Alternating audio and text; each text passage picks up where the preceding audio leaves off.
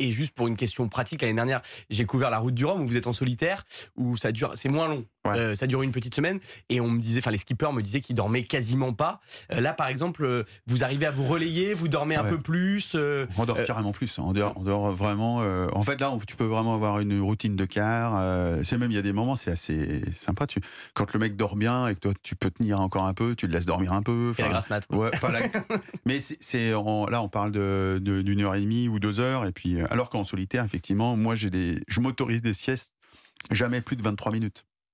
Pourquoi 23 minutes? Parce qu'après, je tombe dans un sommeil paradoxal qui effectivement, dans lequel, comme pour toi, j'ai du mal à me réveiller, je peux être gronchon, alors que 23 minutes, c'est vraiment la séquence où mon corps s'est reposé, musculairement, je me suis relâché, le cœur est redescendu à un rythme cardiaque aux alentours de 65-70 pulsations minutes, mais par contre, le cerveau, lui, il est encore là, quoi. Alors justement, Donc je sais si je suis allé vite ou pas vite quand je me réveille.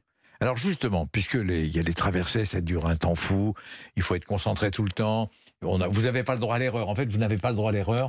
Vous êtes obligé d'être sur le plan de la concentration optimale. Il n'y a pas à chercher midi à 14h, c'est-à-dire qu'il faut être concentré à 150%. Alors, est-ce que, par exemple, vous écoutez de la musique?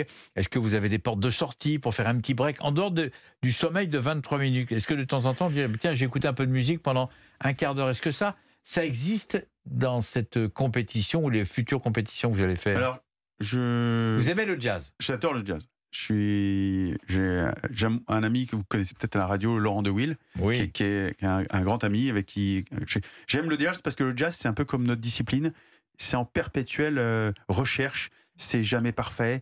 J'aime cette collaboration en plus souvent du trio, du quatuor. J'aime cette manière de réfléchir à plusieurs.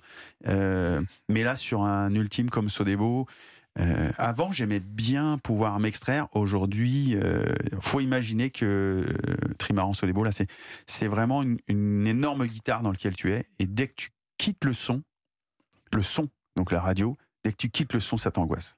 Tu te dis, je passe à côté d'une info qui va m'aider à être à l'optimal, qui va m'aider à être en éveil, qui va m'aider à prendre la bonne décision, comme tu dis, parce que c'est la première vibration, c'est le son, la deuxième, c'est vraiment les vibrations du bateau lui-même, et puis après, c'est tous les chiffres qui sont autour de toi, et t'en fais effectivement une mosaïque. Alors moi, je suis un peu kinesthésique. Les chiffres, les sons, j'en fais des couleurs, j'en fais un volume, je les relie les uns aux autres. Dans la rue, c'est un peu pareil. Si je vais à Times Square, je deviens quasi fou, et à la fois, c'est grisant. Parce que je joue avec ça tout le temps et dans ma tête, ça représente une harmonie ou une construction qui soit est dissonante, et là, ça m'empêche, donc je suis obligé de trouver une solution, soit effectivement, ça s'harmonise.